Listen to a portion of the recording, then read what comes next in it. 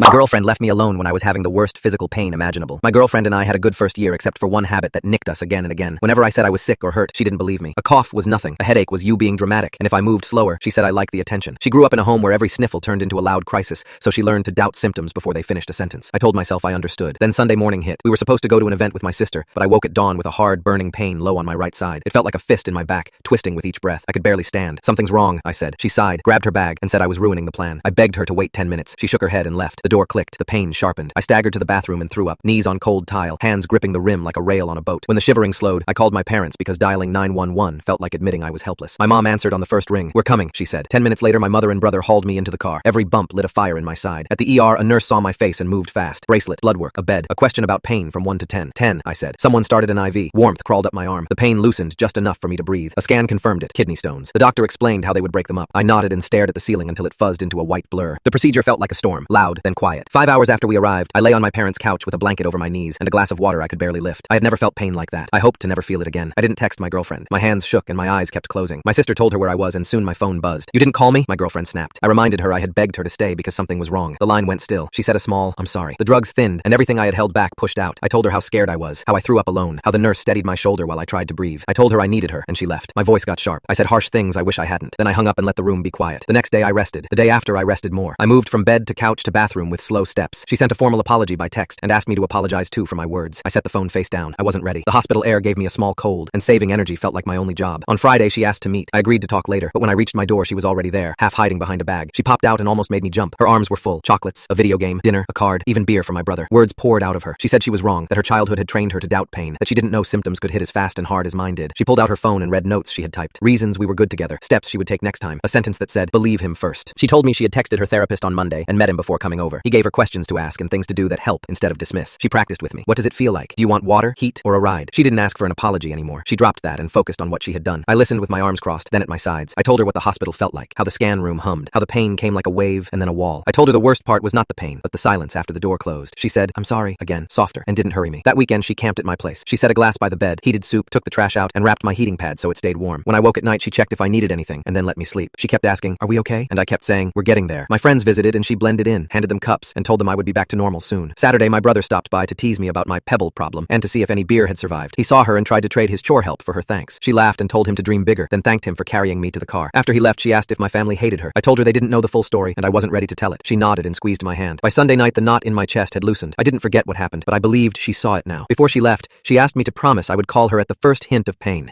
even if it was midnight. I promised. She promised she would believe me first, then ask questions, then help. We stood in the doorway with the soft hall light on our faces, and for the first time all week, the quiet felt kind.